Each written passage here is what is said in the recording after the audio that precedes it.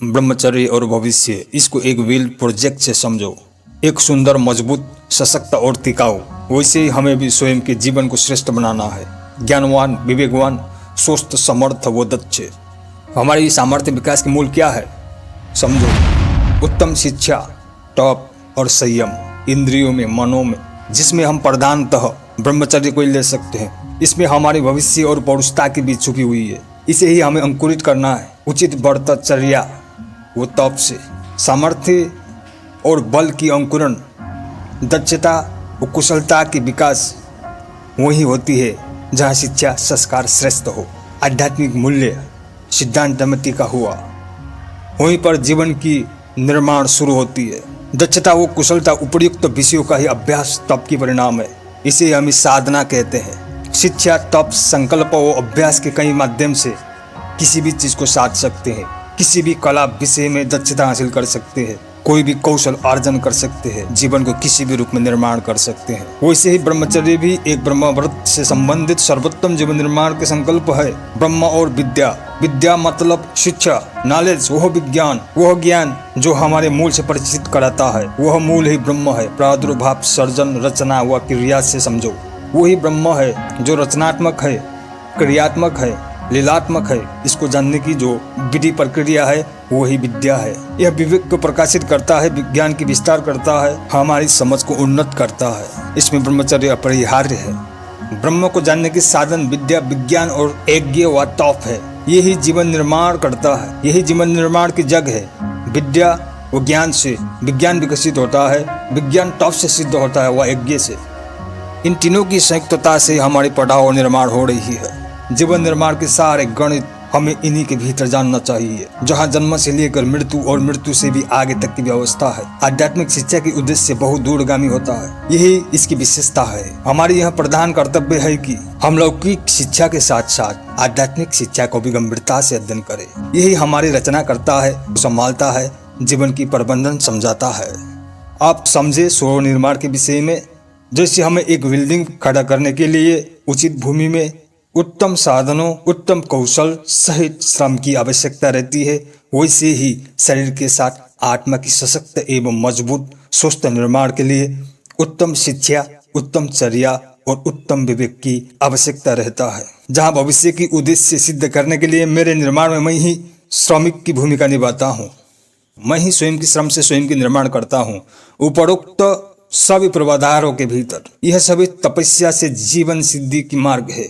यह सभी ब्रह्मव्रत, तपस्या और ब्रह्मचर्य से जीवन सिद्धि की मार्ग है। तंत्र में शरीर को हेय नहीं माना जाता। यह योग, परमार्थ और अलौकिक सिद्धियां व लौकिक सिद्धियों की अप्रतिम आधार है। इसे ही हम जीवन कहते हैं। इसमें जो विशेषता और संभावनाएं है उसे आध्यात्म शिक्षा, तंत्र व योग उगाड़ने की प्रयास करता है। इसी उद्देश्य व आधार पर उपासनाओं की, उपायों की, मार्गों की हजारों पद्धतियां विकसित हुई। तंत्र और योग की गंभीर और अटपटी रहस्यमय क्रियाओं की उत्पत्ति हुई, जिसे समझना सामान्य विवेक से असंभव है।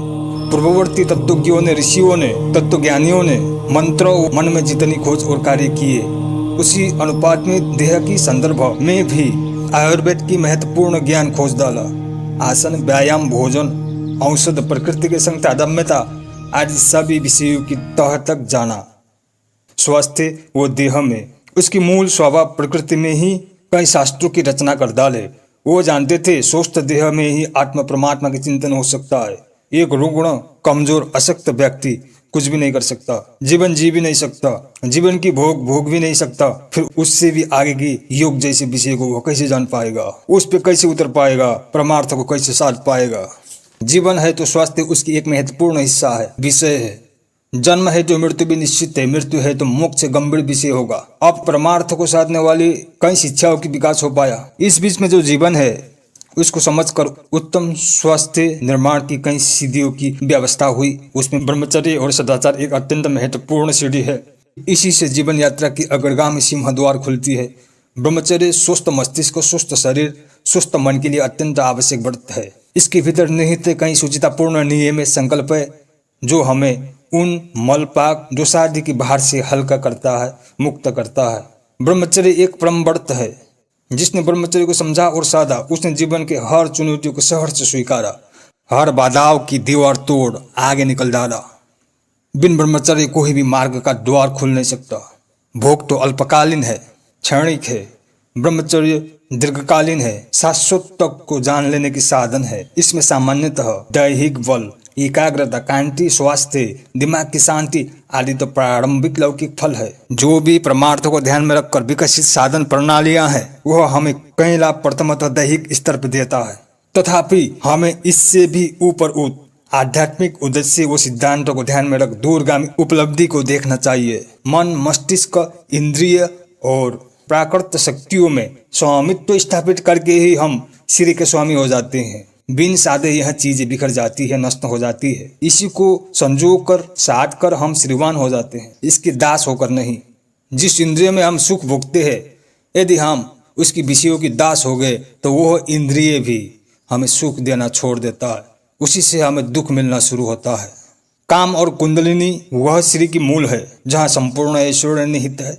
साधो है बंधु साधो, मन को साधो, तन को साधो, इंद्रियों को साधो, श्री को साधो, यह तुम्हारा ही है। न साधोगे तो बिखर जाएगी, छिन जाएगी। शाक्त, सौर, गणपत, शैव, वैष्णव, सांख्य जितने भी प्रधान मत है, इन सभी की मूल संयम, तप, सदाचार व ब्रह्मचर्य में टिका है। हम सभी लोग इनमें से किसी न किसी एक मत से आबद्ध है, प्राकृत रूप से ही। चाहे हम यह जाने व न जाने, यह अलग बात है। जैसे एक उत्तम गुरु व्यक्ति की गुण, प्रकृति, आत्मा के सम विषम आदि ध्यान में रखकर निश्चित आध्यात्मिक साधना प्रणाली शिष्य को देता है, जिससे उसकी कल्याण हो, वैसे ही जीव मात्र को एक ही शिक्षा है, संयम और अहिंसा। सदाचार ही अहिंसा का स्वरूप है, अहिंसा में ही सदाचार का स्वरूप छुपी है। ब्रह्मचर्य अहिंसा च शरीरम तपोच्यते। जीवन कल्याण के निमित्त आवश्यक समस्त तपोचर्या को हमें धारण करना चाहिए, यही व्रत है। अहिंसा और संयम की दृढ़ पालन है तो ब्रह्मचर्य स्वतः ही शुरू हो जाता है। इसी को ब्रह्मचर्य जानना चाहिए। हरि ओम।